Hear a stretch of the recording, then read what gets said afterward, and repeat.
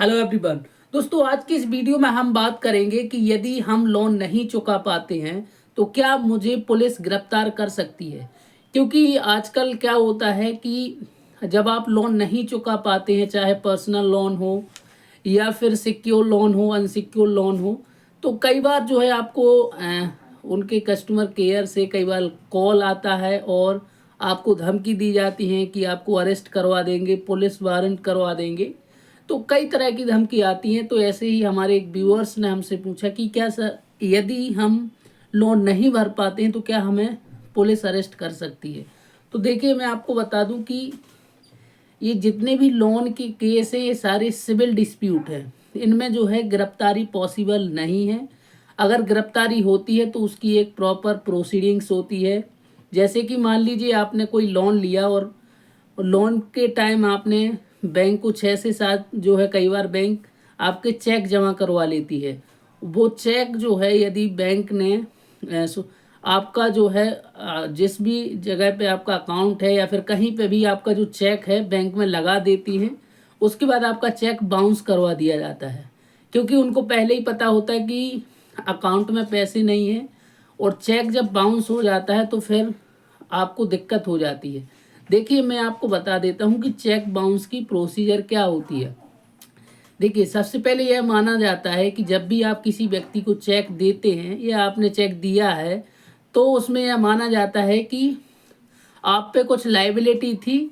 उस लाइबिलिटी के कारण आपने सामने वाले व्यक्ति को चेक दे दिया, और उस लाइबिलिटी को ख़त्म करने के लिए, लाइबिलिटी के लिए आपने उस व्यक्ति को चेक दे दिए। अब जब वो चेक बैंक में प्रेजेंट किया जाता है तो वो किसी न किसी कारण बस जो है चेक बाउंस हो जाता है। 90% केस में यही होता है कि या तो आपके बैंक अकाउंट में जो है फंड नहीं है, आपके सिग्नेचर मैच नहीं हो रहे हैं, तो इस प्रकार से आपका चेक जो है बाउंस हो जाता है।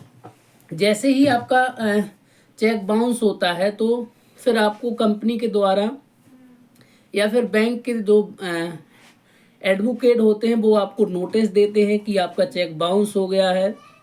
उसमें आपको पर्टिकुलर टाइम देते हैं कि इस टाइम तक आप जो है पैसे दे दें, अदरवाइज जो है हम जो कोर्ट में जाएंगे और आपके ऊपर केस फाइल करेंगे। तो आप देखिए, पैसे होते तो पहली बात तो चेक बाउंस ही नहीं होता। फिर क्या करते हैं कि वो चेक बाउंस का केस लगा देते हैं। कई बैंक एक काम और करने लगे हैं कि वो चेक बाउंस का केस ऐसी जगह लगाएंगे जहां से आपको बहुत दूर है। जैसे कि अगर मान लीजिए मैं मध्य प्रदेश में रहता हूं और चेक बाउंस का केस दिल्ली में लगा दिया तो मुझे बहुत मुश्किल होगा कि मैं वहां जाऊंगा। तो बैंक क्या करती है कि दिल्ली में लगा दिया, आपका चेक बाउंस करवा दिया और दिल्ली में ही केस फाइल करवा दिया। उसके बाद फिर आपको एक कोर्ट से समन जाता है कि आपका चेक बाउंस हो गया है। तो आप सभी लोग इस चीज़ का ध्यान रखें कि यदि कोई भी समन्स आपको बैंक से आता है, सॉरी, आपको कोई भी समन्स जो है कोर्ट से आता है, तो आप इस चीज़ का ध्यान रखें कि कैसे भी करके जो है उस समन्स को जो है सबसे पहले तो रिसीव करें। उसके बाद एक एडवोकेट के माध्यम से प्रॉपर तरीके से उस केस को डिफेंड करें। अगर आप समन्स को जो है रिसीव नहीं करेंगे तो फिर ऐसे में कोर्ट के द्वारा आपको अरेस्ट वारंट भी जारी हो जाता है, जिससे फिर आपको काफ़ी समस्याओं का सामना करना पड़ सकता है।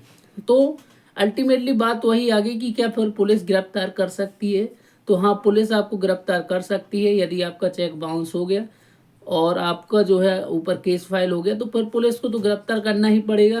क्योंकि कोर्ट ने जो है आपका चेक बाउंस का जो केस आपके ऊपर लगा है, कोर्ट ने उसके रिगार्डिंग आपको समन्स दिया, फिर आपको वारंट दिया, देन अरेस्ट वारंट दिया, फिर भी आप नहीं गए, तो फिर आपको अल्टीमेटली पुलिस पकड़ के ले जाती है। तो आपको इस चीज़ का ध्यान रखना है। बेसिकली ये जो है सिक्योर लोन या जो बड़े लोन होते हैं उसमें यह होता है, व्हीकल लोन हो गया, उसमें बैंक जो है आपकी चेक एक जो है लेती है।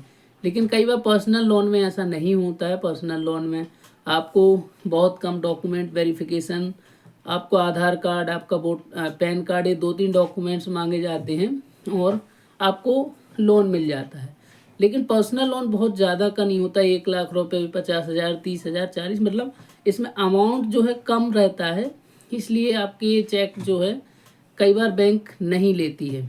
लेकिन जो बड़े अमाउंट के लोन होते हैं उसमें चेक, आपके प्रॉपर्टी के डॉक्यूमेंट, सारी चीज़ें ले ली जाती हैं। तो आप जो है जब भी ऐसा हो तो आप प्रॉपर तरीके से एक एडवोकेट्स के माध्यम से अपने केस को डिफेंड करें। चेक बाउंस से संबंधित कोई भी नोटिस आपको आया है तो उसको डिफेंड करना चाहते हैं तो आप हमारे हेल्पलाइन नंबर पर कॉल कर सकते हो। धन्यवाद।